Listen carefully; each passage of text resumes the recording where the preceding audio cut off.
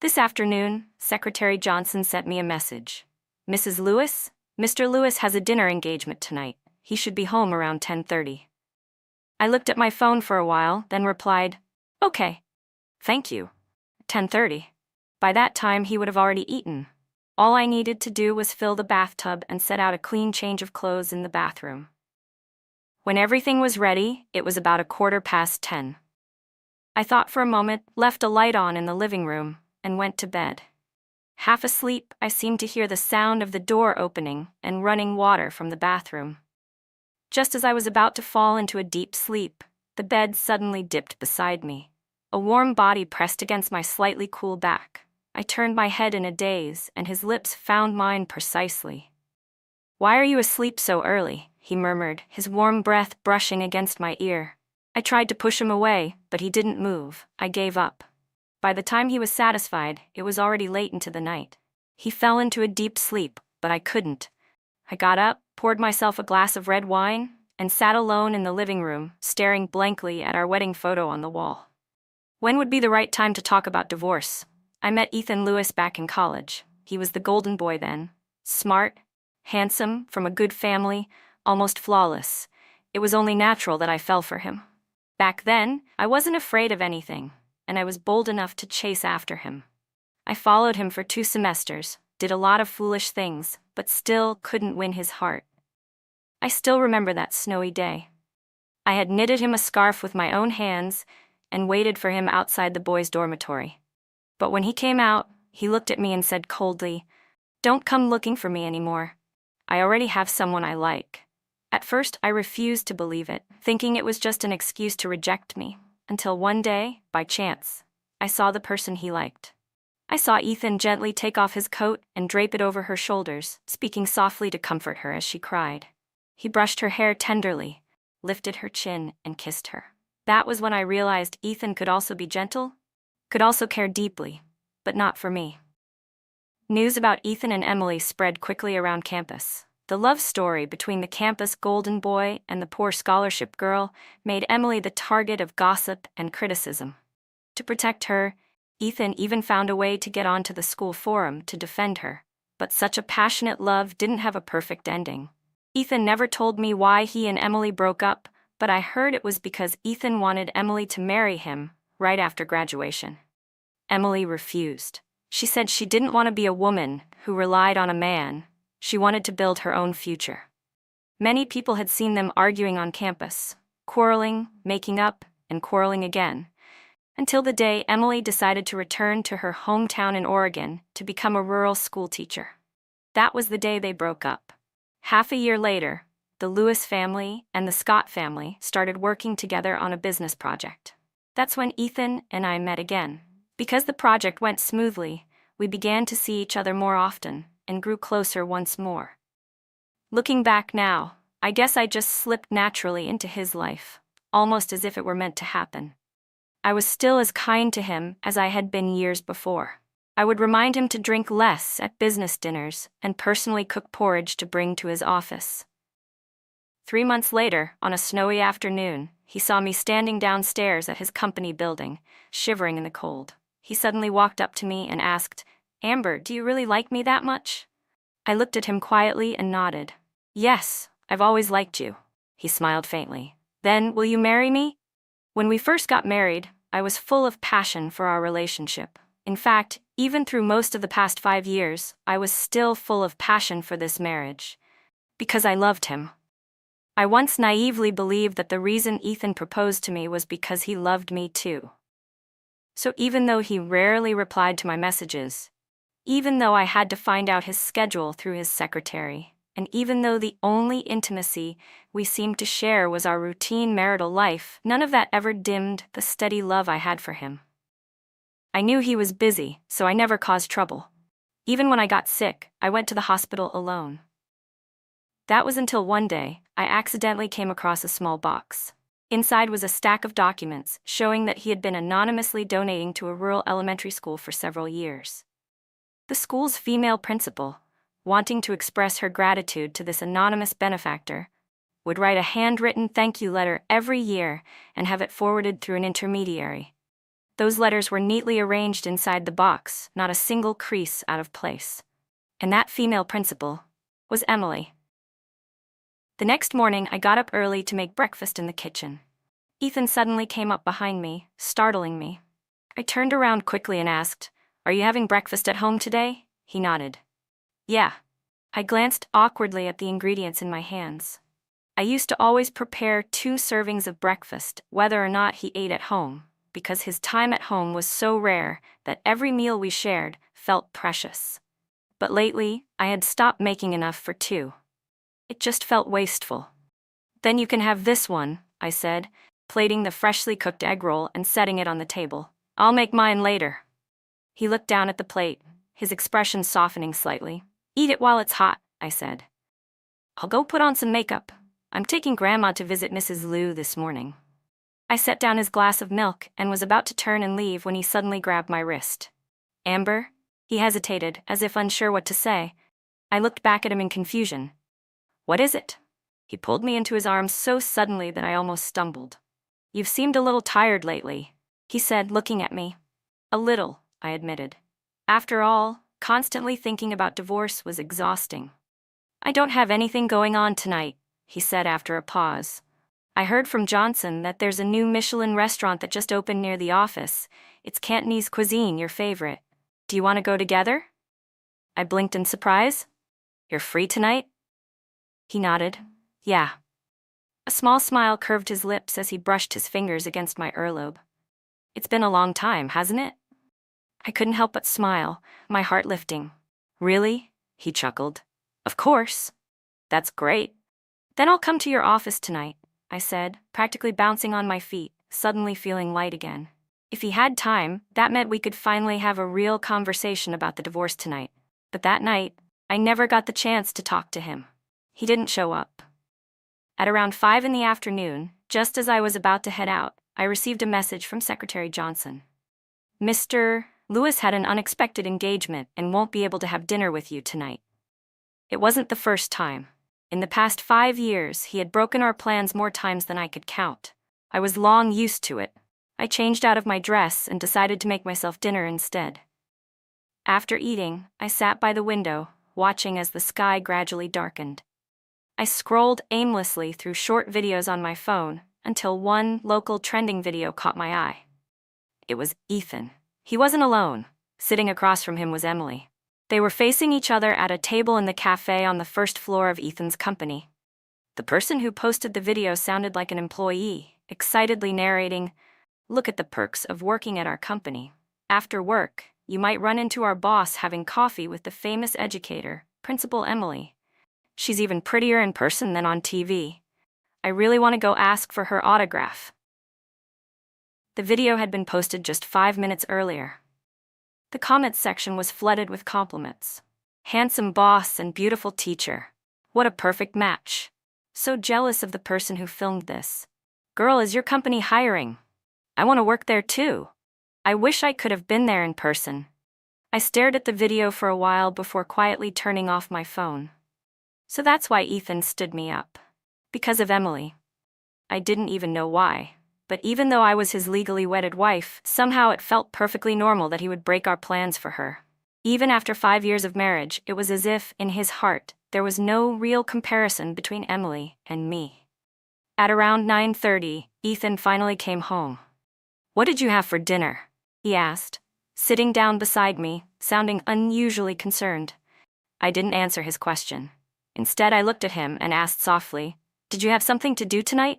Was it because of Emily?" He froze, clearly taken aback, his surprise quickly turning into a faint trace of irritation. "Who told you that?" I shook my head. "No one. I saw it in a video." For a few seconds, silence filled the room before he let out a quiet sigh. "I didn't tell you because I didn't want you to overthink. Don't worry, there's nothing between me and her. I used to make anonymous donations to her school. Somehow word got out, so she came with a TV crew to express her thanks. She didn't have much time, so I agreed to a short interview." He sat down beside me. We met at the cafe in my company building. There were plenty of employees there. "Amber," he said, gently brushing my hair, "we've been married for 5 years. You still trust me, right?" I hesitated, then added, "You said you might be free tomorrow. Maybe we can go to that Cantonese restaurant." "Ethan," I interrupted him before he could finish, "I actually don't like Cantonese food." He looked at me, confused. "I only said I liked it because you did. Back then, I just wanted to spend more time with you." He stared at me for a moment, saying nothing. "We've been married for 5 years," I continued quietly. "Do you even know what kind of food I like?" He didn't answer. Of course he didn't. He never cared enough to ask. After holding it in for hours, my emotions were on the verge of breaking. I forced myself not to yell, but the words that came out still stung. "So you remember that Emily likes black coffee and croissants, but you don't even know what your own wife likes to eat?" Ethan frowned. "Amber, if you're upset about something, we can talk about it. But don't drag Emily into this." Of course. The moment I mentioned her, he couldn't stand it. "I did want to talk," I said, taking a deep breath and meeting his eyes.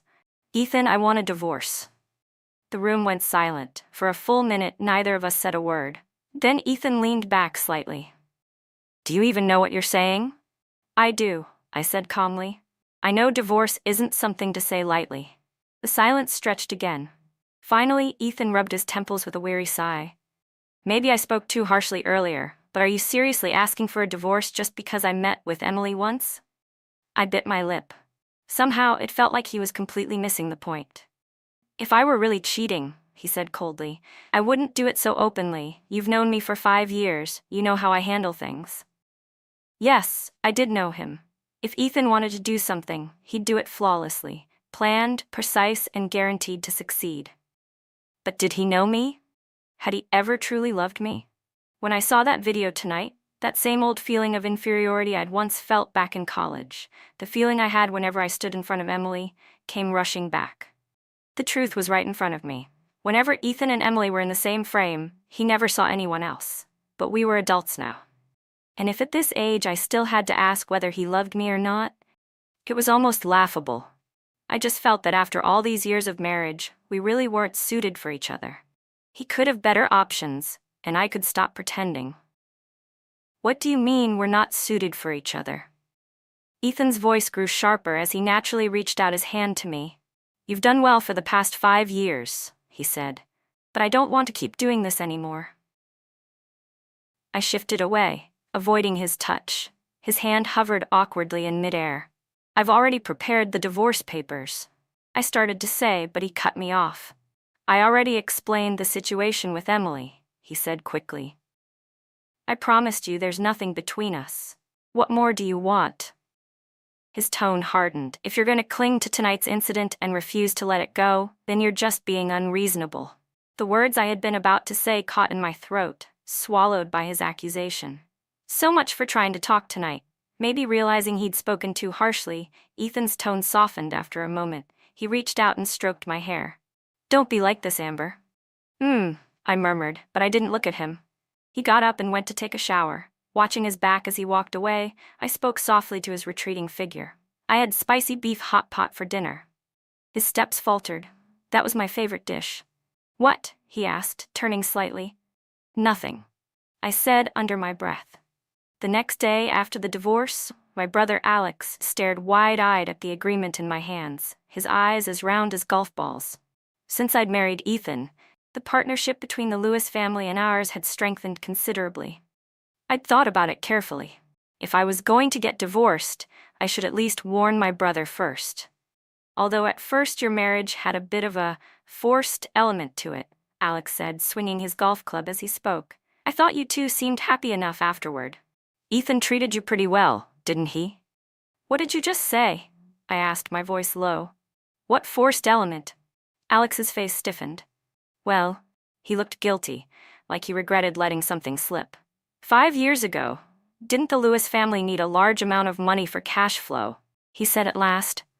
"I saw how much you liked him back then, how you were running after him all the time, so when Ethan came to me, I might have hinted, just a little." I stared at him in shock. "Hinted what?" Alex's gaze drifted away. "I told him that if we could join our families by marriage, I'd make sure to help with the funding." For a split second, all the blood in my body turned to ice. "Amber?" Alex's voice softened with worry. "What else?" I asked, my nails digging into my palms. "What else don't I know?" He hesitated. Sis, you're already divorced? Is there really anything left to hide? I held his gaze. It's not a big deal, he said finally. On your wedding day, Ethan's ex-girlfriend came by. She said she wanted to see him, but I was afraid it would cause trouble, so I told her you two were very happy now, and Ethan probably didn't want to see her. Then I sent her away.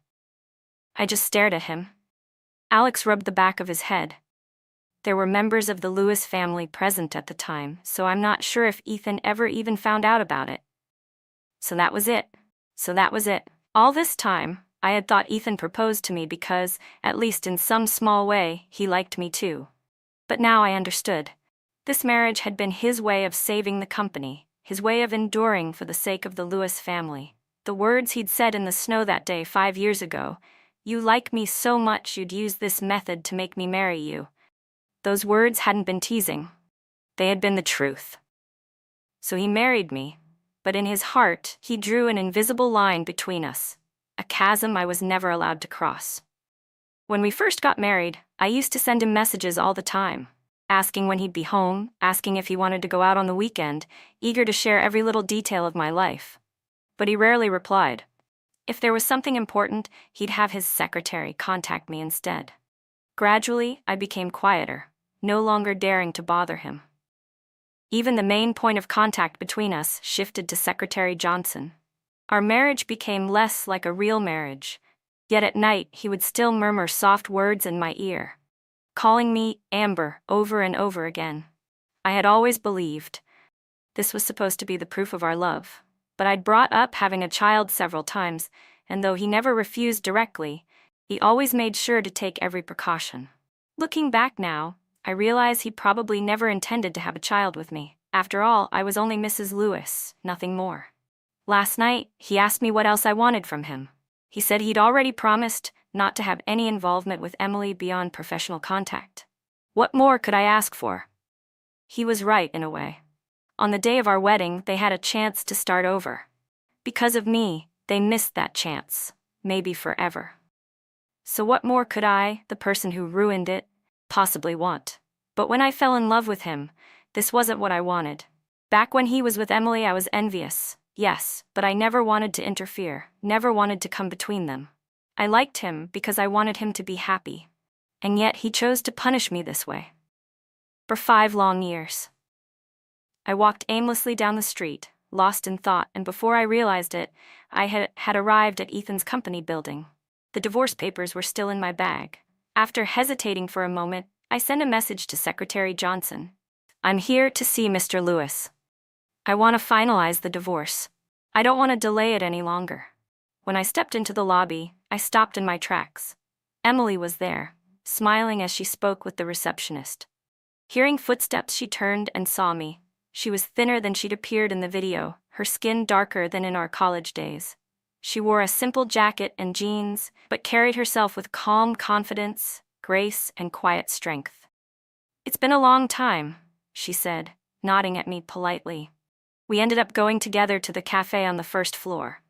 I hadn't expected that they still served the same black coffee and croissants that tasted just like those from our college cafe. It's nostalgic, she said with a gentle smile. College days were good times, weren't they? She spoke freely, telling me about everything that had happened in the years since. She truly was remarkable. After returning to her hometown to work as a rural teacher, she had helped countless underprivileged children.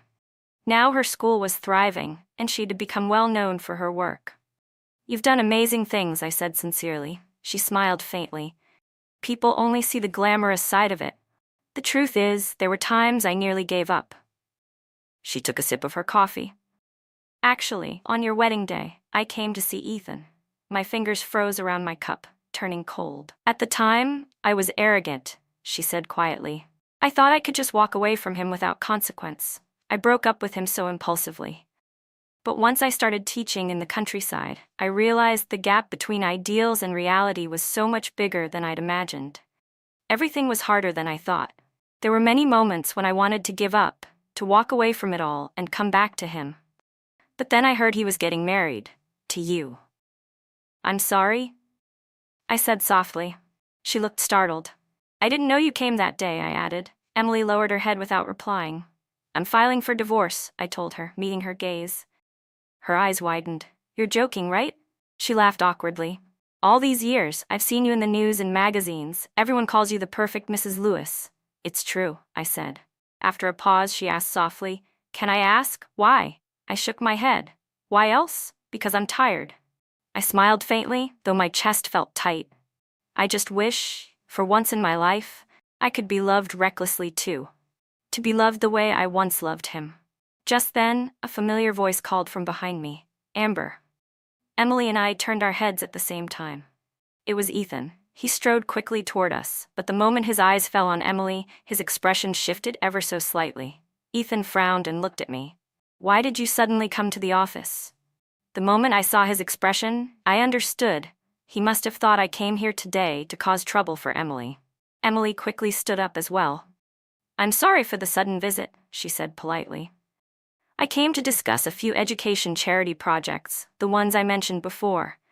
I happen to have some time today, so I wanted to talk with you about them.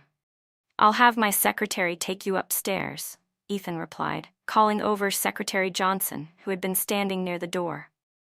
Johnson nodded and led Emily away.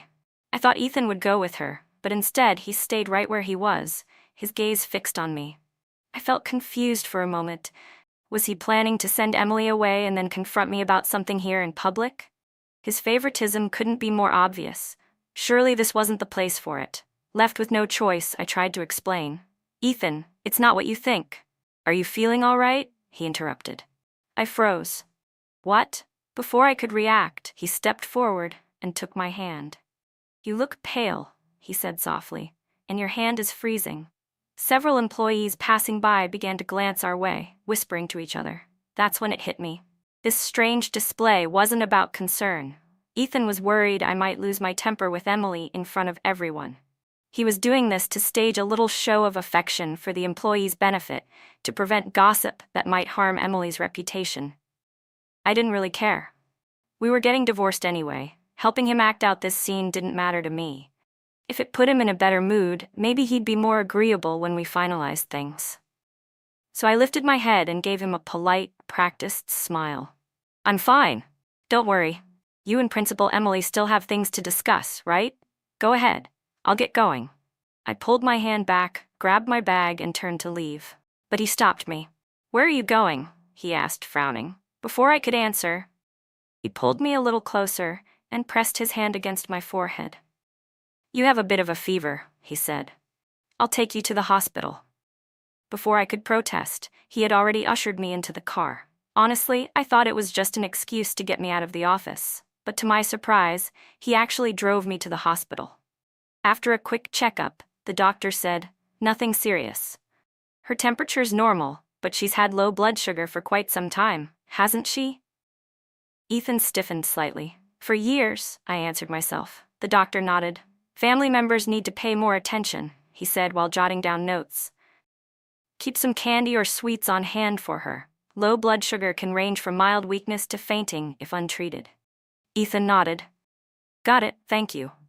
It's fine, I said quickly, feeling the whole thing was a bit overblown. I'd been managing it for years, always carrying candy and biscuits with me. After we left the doctor's office, I wanted to go home right away, but Ethan stayed behind, asking the doctor a dozen follow-up questions about precautions and treatment, as if he'd suddenly developed an intense interest in the topic. When we finally left the hospital, he kept my hand tightly in his, all the way to the parking lot. After all that running around, I actually started to feel lightheaded. Once we were in the car, I rummaged through my bag, found a piece of grapefruit candy, unwrapped it, and popped it into my mouth. The car was filled with heavy silence. I closed my eyes, too tired to speak. After a while, the car stopped. Are we there? I mumbled. Red light, he replied quietly. The air between us felt still and thick. After a few seconds, he spoke again, his voice lower this time. Why didn't you ever tell me? I opened my eyes, puzzled. Tell you what? That you've been feeling unwell, he said, pulling the car to the side of the road. This can't have been the first time. Why didn't you say anything before? I did, I said softly. He frowned. When? The week after we got married, I said quietly. You were coming home late every night. That Friday, when my blood sugar dropped, I lay in bed and texted you, asking if you could come home early and buy me some candy. I smiled faintly. You never replied. I'm guessing you've forgotten about it by now. After all, I sent you so many messages back then. Forgetting one would be normal. And there was another time. You should remember this one. We were being interviewed for a magazine. The reporter accidentally knocked my bag off the sofa, and all the candy and snacks I kept inside spilled across the floor. You weren't happy about it. After the interview, you specifically told me not to keep so many useless things in my bag again. Why didn't I say anything then? Because you never gave me the chance to be soft with you. I was always afraid that even my smallest flaws would become excuses for you to dislike me. You didn't like sweets, so I kept mine hidden in the inner pocket of my bag, out of your sight. You didn't like weakness, so I worked hard to appear mature and independent. Amber. Ethan suddenly took my hand. I actually found a Szechuan restaurant. I wanted to take you there tonight. His hand trembled slightly. But since you're not feeling well, let's eat something lighter tonight, okay? I shook my head. I want to go home and have some porridge. You don't need to stay with me. Go back to the office. Amber, I'm free tonight, he insisted. I couldn't help but remind him gently. But Emily is still waiting at the company for you. That kind of meeting the vice president can handle, he said. I looked at him, not understanding. So you're really free tonight? He nodded. Yes. Then, I thought for a moment. Since you're free, let's just go home together, okay? He nodded again, a flicker of joy flashing in his eyes. Okay. My mood lifted too. Good, I thought. Once we get home, we can finally talk about the divorce properly. For the rest of the drive, Ethan stayed silent. He was a perceptive man. From last night until now, I was sure he'd already realized I was serious about divorcing him. Once we were home, I calmly took out the divorce papers. He looked at them, his gaze growing colder and colder. Who prepared this agreement for you? He asked. Alex, I said automatically, then stopped, shaking my head. No one. I did it myself. It took me a month to go through every detail. The divorce won't affect you or the Lewis family. I'll only take the dowry I brought with me when we married. If you want to add anything else, you can. We can discuss it. He gave a bitter little laugh. A month. You've been planning this divorce for a whole month. I know you're busy, I said softly, so I wanted everything prepared before bringing it up. That way we can do this quickly and not waste your time. I don't agree, he said, pushing the agreement back across the table. I froze. Which part don't you agree with? I flipped the agreement open. Is it the part about the shares? I've already made the biggest concession possible there. If we reduce it any further, my brother. He suddenly pressed his hand down on the papers. I don't agree to the divorce. I stared at him. He met my eyes, speaking each word deliberately. I don't agree to the divorce. For a moment I just looked at him. He seemed deadly serious. Why? I asked at last. And then suddenly, it all clicked. Oh, you think I've done a good job these past 5 years, don't you? You're afraid your next wife won't handle things as well and you'll be criticized. You don't have to worry about that. Yes, it's time-consuming and exhausting, but as long as she's willing to try, she can do it. I stood and went to the bookshelf, pulling down 5 notebooks. These are full of notes on social etiquette and dealing with the media, what to say and not say in different settings, what to wear. I can pass all of this on to your future wife. If she needs help later, she can always come to me. Amber. Ethan's voice rose suddenly, edged with restrained anger. I looked at him, confused. What do you think our marriage is? He demanded. What do you think I am to you? Just another part of your job. I didn't say anything. I just turned my head to look out the window. How could this marriage be just a job? It was precisely because it felt so real, because I wanted to be a good wife for him, that I had tried so hard. But now, what meaning did any of that have anymore? Amber. Ethan sighed, pulling my hand from where it rested on the table. You have to understand, this isn't a work relationship. We're husband and wife. We share a bed. But aside from sharing a bed, I said quietly, we're nothing like real husband and wife. We have so few meals together in a month, I can count them on one hand. I send you fewer messages than I send Secretary Johnson. I don't know how other couples live, but I know I don't want a marriage like this. I gently drew my hand back. Ethan, I've thought a lot about this. You haven't done anything wrong in this marriage. It was me who chased you.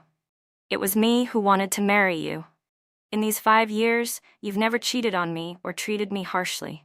Your parents have been kind to me. It's just that I've been clinging to unrealistic expectations about this marriage. We could go on like this, it's not impossible. But I believe in life we should be with someone we love, and who loves us back. Being with someone you love makes you happy, right? He stared at me, stunned. Then he asked suddenly, "Who do you think I love?" I shook my head. I don't know. But whoever it is, Emily or someone else, it's not me. The next morning, I moved out. I went back to an apartment I'd bought before I was married. The night before, we had sat in silence for a few minutes. Then Ethan got a phone call, stood up and left the house. He never came back that night. The divorce papers went with him. I assumed that meant he'd agreed to the divorce. It wouldn't really cost him anything. The wedding ring on my left hand was the only gift he'd given me in 5 years. Before leaving, I slipped it off and placed it on the bedside table. I had just finished packing when my phone rang. It was my brother Alex. "Amber, why did Ethan call me first thing this morning, asking what kind of candy you like?" His voice was bewildered. "What's going on? Are you divorcing or not?" I hesitated. "I am." Then, after thinking a moment, I asked, "Do we still have that small media company that's been doing badly?" Alex grunted. "Yeah, it's been losing money for years. I'm planning to cut my losses. I'll take it over," I said, holding my phone and staring out at the endless blue sky from the 26th floor. "All right," Alex replied after a pause. That evening, I unexpectedly received a message from Ethan. "I'll pick you up tonight for the reception." I stared at my phone in a daze. Messages like that had always come from Secretary Johnson before, never from him directly. "No need," I typed back. "I'll go handle the divorce paperwork myself. I've moved out for now and won't be staying at the house." There was no reply. That was more like him. But an hour later, as I went downstairs to get my car, I saw him waiting by the entrance. I didn't know how long he'd been standing there. He looked tired, with red veins in his eyes. I had never seen him so worn down. When he spotted me, something flickered in his gaze. He walked quickly toward me, reached for my hand, and then froze. "The ring," he said. "Why aren't you wearing it?" "I took it off," I answered. "We're already going through the divorce process. There's no need, is there?" "Amber," his voice was low, but filled with restrained anger. "I haven't agreed to the divorce." I blinked at him, confused. "You haven't agreed? You didn't say anything last night. You took the papers. Doesn't that mean you agreed?" He looked at me for a long moment, then pulled me gently into his arms.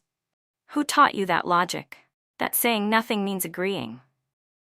"Amber," he pressed his forehead lightly to mine, exhaling a long breath. "I don't want a divorce." Ethan said he didn't want a divorce. I had imagined countless obstacles that might stand in the way of my divorce. My brother, Ethan's parents, property division, even public scrutiny. But I never expected to stumble at the very first hurdle. He didn't want it. I panicked. "Why not? How could you not want it? Isn't this better for both of us?" He frowned, about to speak, but a loud honk interrupted him. His car was blocking someone's way. Under the impatient urging of the other driver, I had no choice but to follow him into the car. We were, apparently, still going to the reception together. But the moment I sat in the passenger seat, I realized something was off. The once pristine back seat was now piled high with pink gift bags. Ethan had always hated such flashy, girlish things. Our entire house was decorated in a minimalist, muted style. Seeing these bags here felt completely out of place. "I bought your favorite candy," he said softly as he drove. "There's more in the glove compartment. From now on, if you ever feel unwell or just want something sweet, you don't have to hide it from me."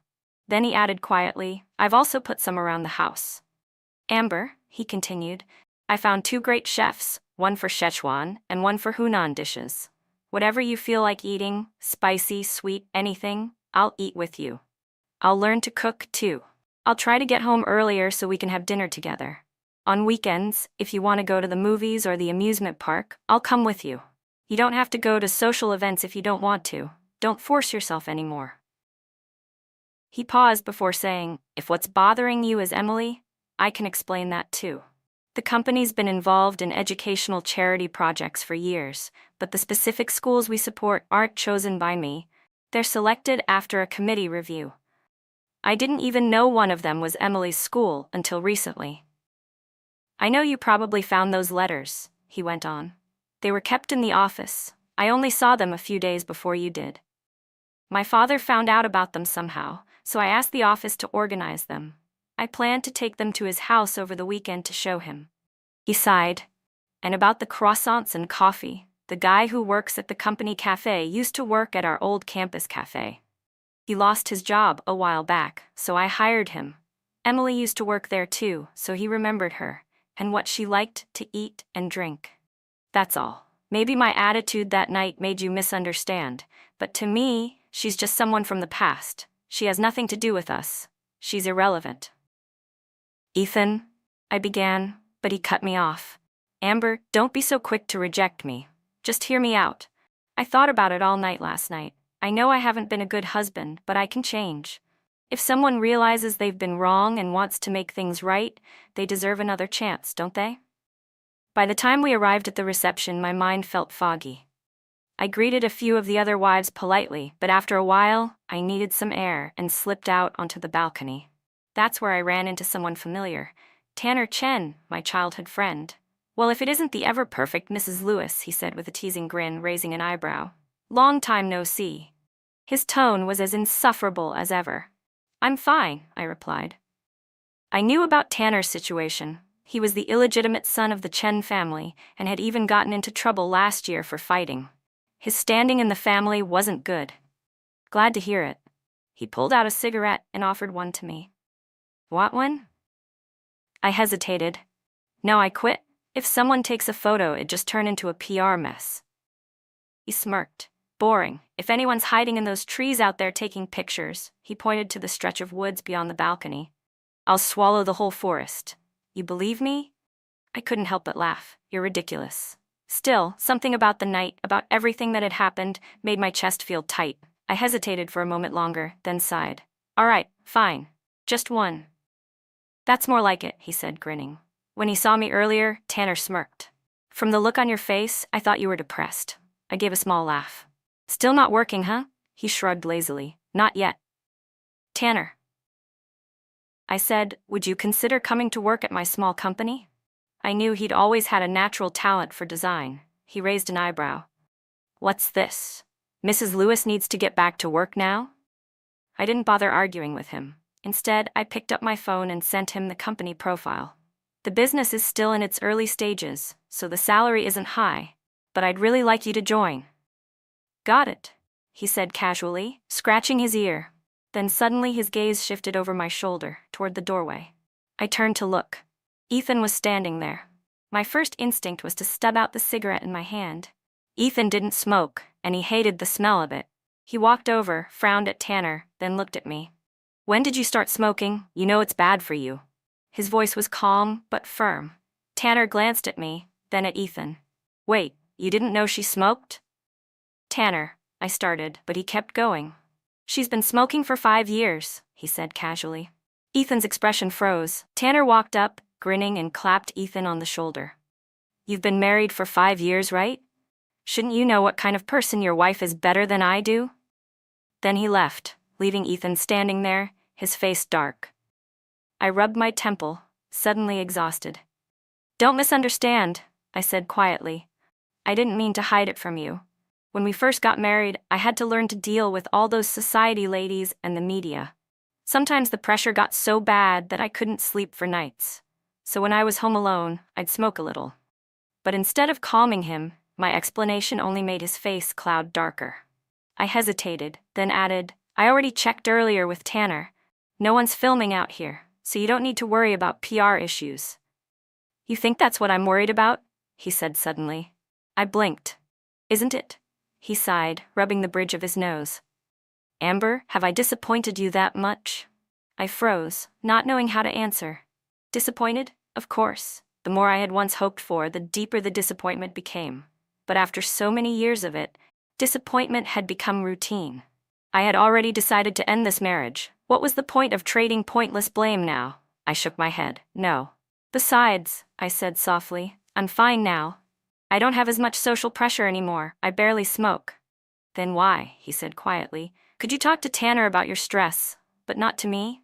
I paused, caught off guard. Can I really talk to you about anything? He nodded. Of course. I looked him in the eye. Then the only thing I'm stressed about right now, I said seriously, is whether our divorce process will go smoothly, and if it could be finalized faster, even better. Ethan's expression darkened instantly. I sighed inwardly. He was the one who'd asked me to be honest. After a long pause, he reached out and gripped my hand tightly. That, he said slowly, is the one thing I can't agree to. Amber, the only thing I refuse is divorce. After that day, Ethan seemed to change. When I started working at the new company, gifts kept arriving. Boxes of candy, bouquets of flowers, carefully packed homemade meals. And sometimes he would show up himself, smiling as if nothing had ever gone wrong. The younger employees at the office didn't know I was getting divorced. They just admired him, calling him the perfect husband. Only Tanner, since joining my company, would glance at every delivery with an amused, knowing smile, shaking his head each time. A month later, we had to prepare a bid proposal for a new project. Tanner and I stayed late for several nights, going over every little detail. When we finally finished everything, I rolled my shoulders and looked at Tanner, realizing he too looked as if a weight had been lifted off his shoulders. He had always been so casual about his work, never serious, and I had never seen him look this focused before. It made me smile. Tanner gave me a puzzled look. What are you smiling at? I smiled back and explained, I just suddenly feel like I accidentally stumbled on a hidden treasure. Tanner chuckled softly. This treasure is here to help you, okay? All right, I said with a helpless laugh. I really can't do anything about your attitude. I stood up. Come on, it's late. Want me to treat you to a late-night snack? Of course, he said, grinning. But, isn't someone supposed to be picking you up today? He paused, glanced at the doorway, and spread his hands. See? Told you? I turned my head. Standing at the door was Ethan. Tanner lazily packed up his bag, waved at me, and said, I'm going first. You owe me a late-night snack. I nodded. Got it. After Tanner left, the office fell silent, leaving only Ethan and me. He walked over quietly, carrying a thermal lunchbox in his hand. Have you eaten? He asked softly. I have, I replied. There was a moment of silence. Amber, he began, but before he could finish, he suddenly pulled me into his arms. I stiffened instinctively. Ethan, what's wrong? He didn't speak. He just drew in a deep breath, holding me tightly. The clock on the wall ticked steadily. I'm jealous, he said quietly after a long pause. Amber, I'm jealous. I had never imagined that one day Ethan would hold me and tell me he was jealous. Earlier you asked me why I wouldn't agree to the divorce, he murmured. Do you know why? Because I can't stand the thought of you with someone else. Just now, standing at the door, watching you smile at him so brightly, so happily, the jealousy inside me was impossible to control. I know nothing's going on between you and Tanner, but I still felt like I was going insane. I stayed quiet in his arms. Ethan, I said softly, do you remember how you once asked why I wanted a divorce? His body tensed. I've been Mrs. Lewis for 5 years, I continued. My whole world revolved around my husband, but when I looked back, I realized I'd lost myself. Ethan, I don't want to be Mrs. Lewis anymore. I want to be Amber again. I want to live for myself. I gently pulled away from him. It's been 5 years. Let's part on good terms, okay? He shook his head, his eyes reddening. I brushed past him, but he grabbed my hand. Honey, his voice trembled. Just once, please give me one more chance. His palm was burning hot. All right, I said softly. If by the end of this year you step down as CEO of Lewis Group, then we won't divorce. He froze. What? That's my only condition. He fell silent. Amber, that's too harsh. That condition is too much. I shook my head and tried to pull my hand free, but he didn't let go. That's the only condition. I repeated, nothing else. After a moment, he finally released me. I understand, he said quietly. When I told my brother Alex later, he was stunned for a second before bursting out laughing, shaking his head. Impossible. Ethan stepping down? I'll cut off my own head and give it to you to use as a ball. I knew the Lewis family situation was complicated. The old Mr. Lewis had 2 sons, Ethan's uncle and Ethan's father. Unlike the rest of the Lewis family, Ethan's father had never liked business at all. Bookmark back. Ethan's father wasn't a businessman at all. He was an astrophysicist. From the start, the old Mr. Lewis had intended to leave the company to his eldest son's family. But 6 years ago, Ethan's two cousins caused serious trouble, and the family was forced to let Ethan take over Lewis Group. Even so, his cousins never accepted it. Over the years, they'd stirred up constant drama within the company, eyeing the president's seat with open resentment. Blood is blood. His grandfather cared for them all. But Ethan had never lived in the Lewis estate growing up, and his relationship with the old man was never as close as theirs. And now that the old man was aging, his judgment wasn't always steady. Ethan's parents, both scientists, couldn't offer him much help in the family business. I knew better than anyone how much effort he had poured into securing his place at the top over the past 5 years. That's why I was sure he would never step down, and, as it turned out, I was right. After I told him my condition, Ethan never contacted me again. 3 months passed in a blur. I threw myself completely into work, and slowly, the company began to show signs of recovery. Tanner and the rest of the team were motivated, their energy contagious. I could see the change in him too.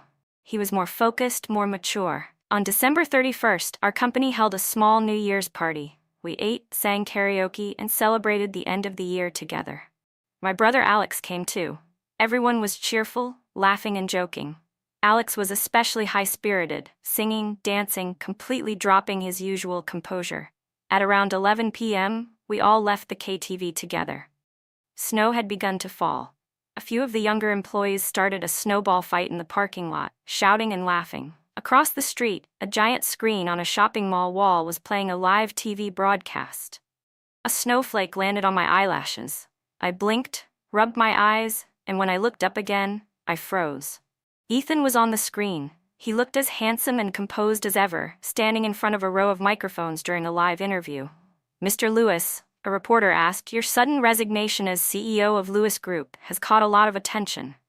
Is there a special reason behind this decision?" Ethan smiled faintly, calm and confident as always. "No special reason," he said. "I just want to take some time off, to spend with my wife." I stood there, staring blankly at the screen. When I turned to look at my brother, he was just as stunned. Our eyes met, and he slowly raised a hand to his neck, silently miming the motion of losing his head. At that exact moment, my phone rang. "Hello, where are you?" Ethan's voice was soft and steady, warm like always. "At the city center," I replied. "Near the clock tower." "I'll be there in half an hour," he said. "Amber, promise me, you'll wait." There was a firmness in his tone that I had never heard before. At 11:45 that night, I saw him approaching under the falling snow.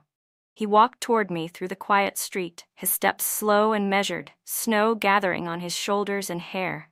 The faint light from the clock tower haloed around him, blurring the edges like a dream. "There's no need for this," I said quietly as we stood facing each other. "You've kept your promise, but what if we can't go back anymore?" He shook his head, smiling faintly. "Then we won't go back, we'll move forward instead." I turned away, my throat tightening. 5 years of effort, just gone, like it's nothing. "You really are reckless." His lips curved slightly. "So, you're worried about me, aren't you?" He stepped closer. "Then that means I still have a chance, right?" "Ethan," I whispered. He reached into his coat and pulled out a folder. It was our divorce agreement. I froze, staring at it. "These past 3 months," he said, "I've been finalizing my resignation while thinking things through. Amber, I've stepped down, but I don't want to use that to force you into staying. I've already signed the papers." "Then why?" I asked, confused. "Why would you still resign? Businessmen don't make losing deals." He smiled gently. "Maybe not, but I wanted to trade that position for something else." "For what?" I asked quietly. He reached out and brushed the snow from my hair, his voice low and steady. "For another chance," he said. "A chance for us to start over." I lifted my gaze to meet his, and in that moment, under the softly falling snow, our eyes locked, his warm mind trembling. There was a warmth in Ethan's eyes that I had never seen before, soft, deep, and steady. "Give me another chance," he said gently. "A chance to win your heart all over again." At 11:59 p.m. I signed my name on the divorce papers. From that moment on, I was no longer the so-called perfect Mrs. Lewis. I was just Amber, myself again. The clock tower rang in the new year. As the chimes echoed through the snow-filled sky, Ethan and I lifted our heads at the same time, watching the flakes swirl down like silver dust. "It's the new year," I murmured. "It is," he said softly, his eyes glimmering like starlight as he held out his hand. "Happy New Year." I looked at him and smiled. "Happy New Year, Ethan." We shook hands, his large, warm palm wrapping around mine, as if greeting each other for the very first time.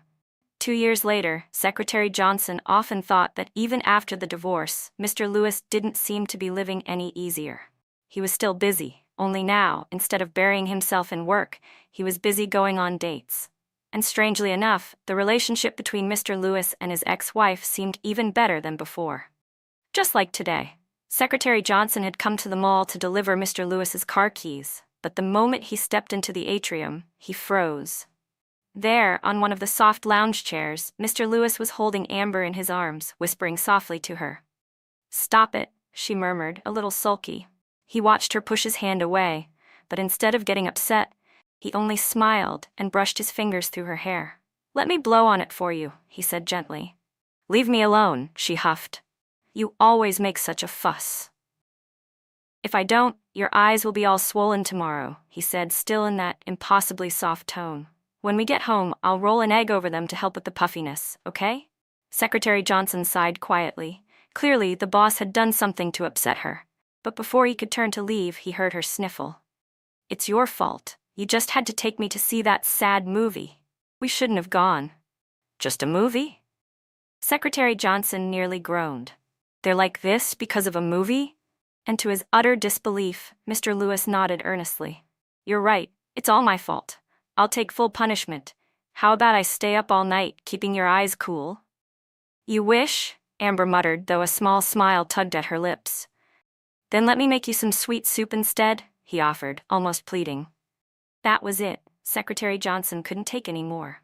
He quietly backed away 5 full meters. If he stayed any closer, the couple's open affection would make him want to cover his own eyes. He remembered how different things used to be.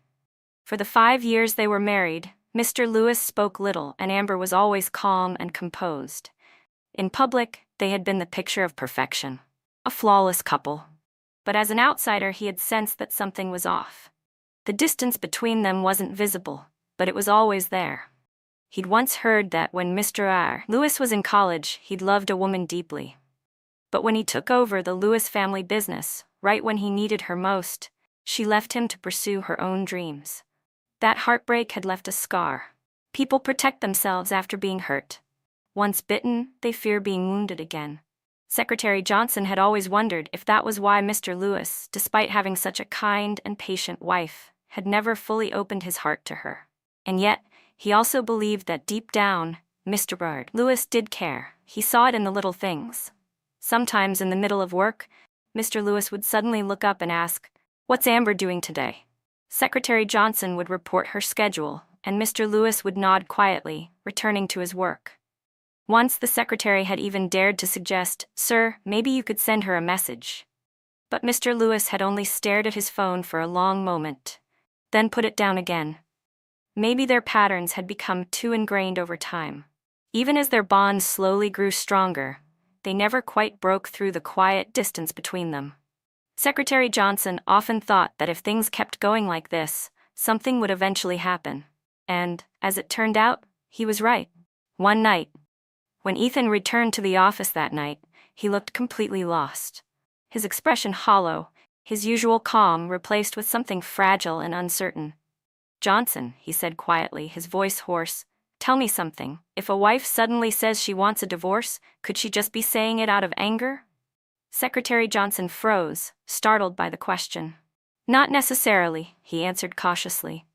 "My wife said that plenty of times when we fight. She's even ripped up our marriage certificate. Twice, but by the next day I apologize, she cools down, and everything goes back to normal." For a brief moment, Ethan's eyes flickered with something. Hope, maybe? But Johnson hesitated, then decided to tell the truth. "Still," he added softly, "Mrs. Lewis doesn't seem like the kind of person who'd talk about divorce lightly." The light in Ethan's eyes dimmed instantly, like a candle snuffed out. That night, he sat alone in his office until morning. It was probably from that day on that Ethan began to change. He started asking questions about where to find good Szechuan chefs, about how husbands and wives were supposed to communicate, about the kinds of things he'd never cared about before. He started showing his feelings openly. He called Amber, sent her messages, and even stopped by her office just to see her. Secretary Johnson had been quietly relieved by these changes. The boss has finally realized what matters, he thought. Better late than never. But what he didn't expect was that the two would still go through with the divorce. And what he really didn't expect was that after the divorce, they'd start dating each other again.